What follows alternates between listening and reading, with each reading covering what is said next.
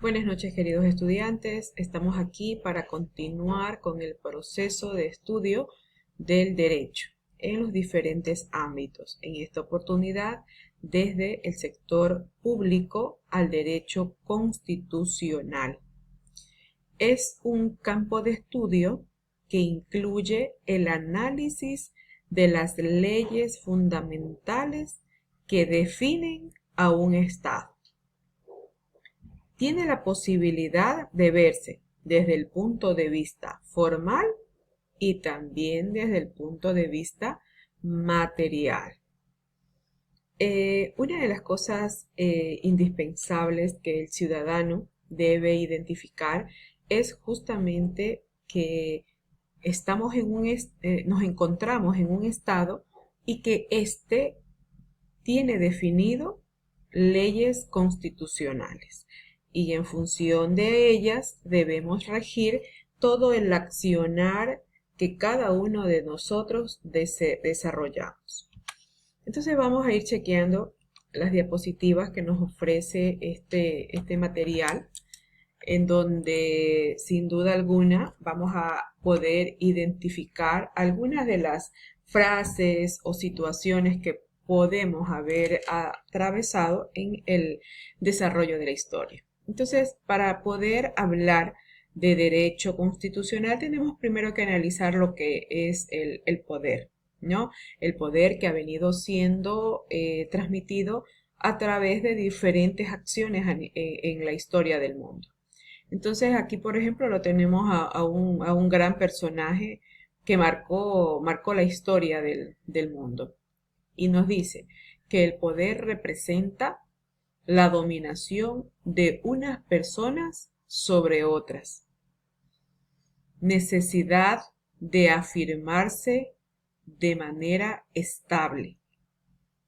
Ahora, lo que define o lo que caracteriza a las diferentes localidades con respecto a esto de poder es cómo lo ejecuta, y por eso la interrogante que podemos observar en la parte inferior. Tenemos el poder desde la perspectiva de poder político, que se lo conoce como la habilidad de influir en el comportamiento de otras personas para que cumplan lo que se les solicita u ordena. En ese sentido, un órgano tiene poder cuando posee capacidad de coerción para hacer cumplir sus mandatos imperativos. Entonces, el poder no es sencillamente que puedo mandar, si cabe el término, a otra persona, a otro individuo, sino más bien ese poder político que nos permite levantar masas, que nos permite guiar a una ciudadanía a que cumpla las normas que se establecen y no solo utilizando la fuerza, ¿no?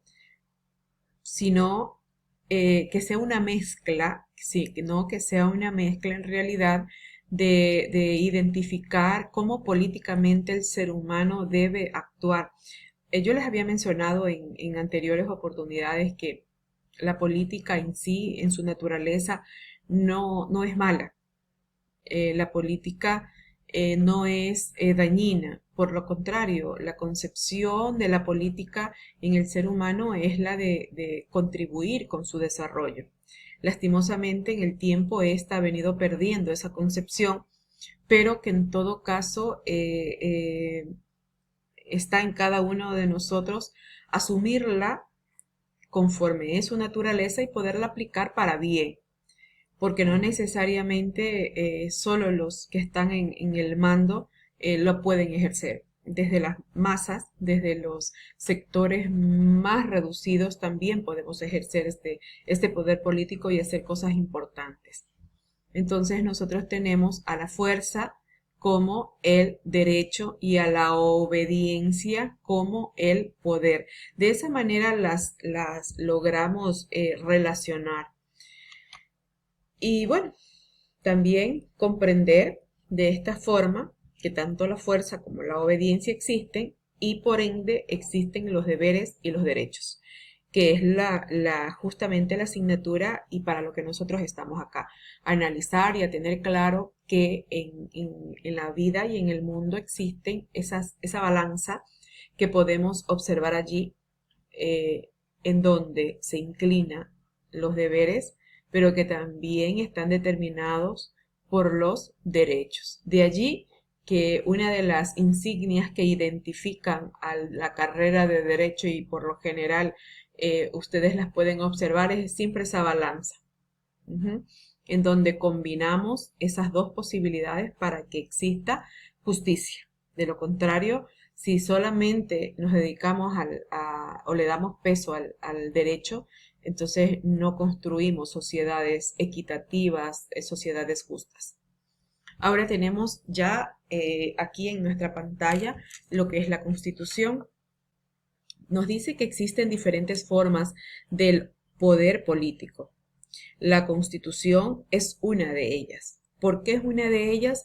Porque es en donde podemos indicar, especificar esas normativas de las cuales estábamos hablando, en donde se detallan tanto nuestros deberes como nuestros derechos.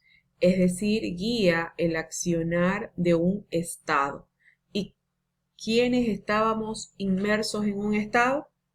Ya lo habíamos revisado en las primeras clases, pues nosotros, ¿verdad? No es Estado porque sencillamente son los límites territoriales que posea un país. El Estado está compuesto también por cada uno de los elementos que integran a ese territorio. Por lo tanto, nos concierne directamente a todos nosotros. Entonces aquí el Estado nos habla de un principio de igualdad. Entonces nos corresponde analizar qué cosa es la igualdad, qué pasó desde lo que nosotros conocemos en la historia con respecto a este detalle. Existió desigualdades, existieron dominación, subordinaciones también, porque el abuso que tuvieron sobre todo la raza negra con respecto a los blancos, pues fue bastante marcada. De allí que existieron un sinnúmero de luchas para buscar y disponer de mejores condiciones de vida para ellos también, porque sencillamente no podemos marcar diferencias por colores de piel, ni diferencias de sexo, y allí enmarca ya también el derecho de la mujer, que es otra de las particularidades que se vivieron en la historia del mundo. Desigualdad por naturaleza. ¿Cómo podemos vivir todos juntos en pie de igualdad? Es necesario que unos ordenen y otros obedezcan. Son ciertas frases que nos han marcado también la historia. No sé hasta qué punto esta palabra de obedezcan nada más la pudieron encaminar las diferentes sectores dominantes en el mundo, ¿no? Porque no se trata de que obedezcan porque sencillamente es la voluntad, sino se trata de obedecer bajo las líneas de las leyes que direccionen un Estado, que es otra cosa. Acá encontramos otra frase. La desigualdad es una característica de todo conjunto humano razonable. Existe también como parte de iniciativas a las desigualdades, ¿no? Criterios muy juzgados porque por un lado pueden incitar a remarcar más esa desigualdad que no debería existir. La desigualdad por naturaleza representa el principio que justifica el poder hasta el siglo XVIII. ¿Ya? Entonces, ya esta actividad de la desigualdad está fuera de su espacio, pero que es importante analizarla. Por eso la estamos chequeando. Norma preconstitucional. Hasta el siglo XVIII no tiene sentido preguntarse de dónde viene el poder. El poder aparece entre comillas, por ello es lo que mencionábamos, porque hasta ese tiempo el poder representaba desigualdad.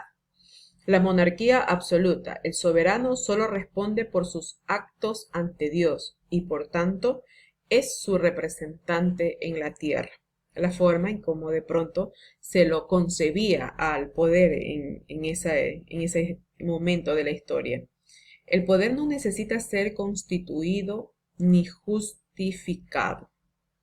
De esa manera es la norma preconstitucional, es decir, antes de que exista la Constitución. Estamos haciendo una pequeña revisión en el tiempo, ¿no? Mientras que en un Estado constitucional menciona, rompe con esta tradición milenaria. El Estado constitucional rompe con la tradición milenaria y concibe al Estado como una forma de organización política y a la Constitución un instrumento de su articulación jurídica.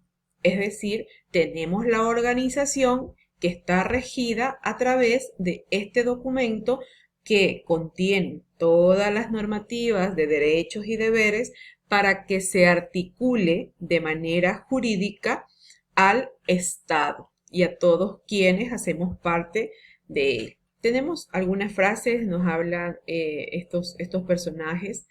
La esclavitud es para el hombre una condición tan mísera y despreciable y contraria a la naturaleza generosa, ¿no? Aquí, una vez que aparece el Estado constitucional, ya suenan voces de eliminar o erradicar esas desigualdades que, como habíamos mencionado, habían existido hasta el siglo XVIII.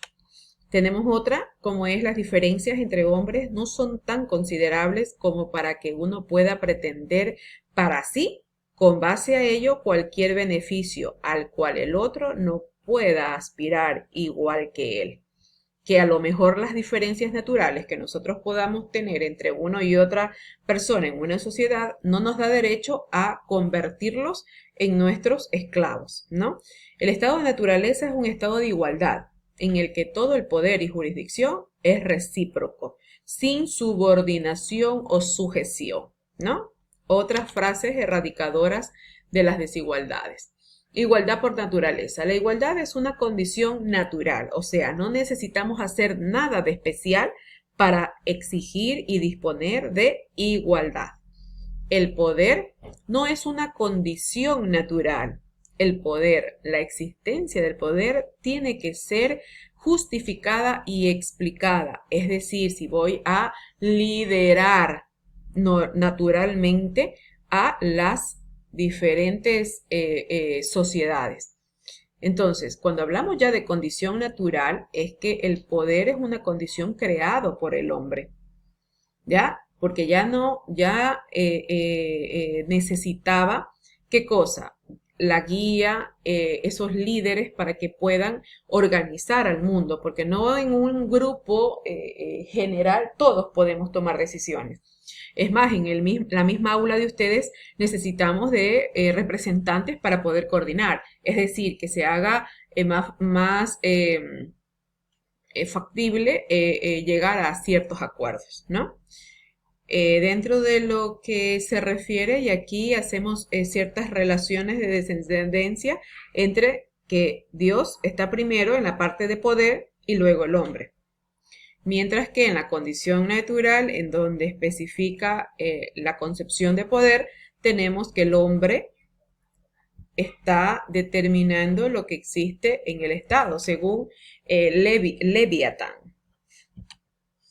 El poder político tiene que ser constituido ¿cómo? Es la única manera en cómo se lo debe concebir. Como igualdad y libertad. Como igualdad y libertad. De esa manera tiene que ser concebida al poder político. Y esto bajo la coordinación de la sociedad. Por eso es que aquí nos ofrece esta frase de contrato social. Entonces, de esa manera nosotros estamos analizando la relación entre constitución y sociedad, cosa que en siglos anteriores pues no se vivía.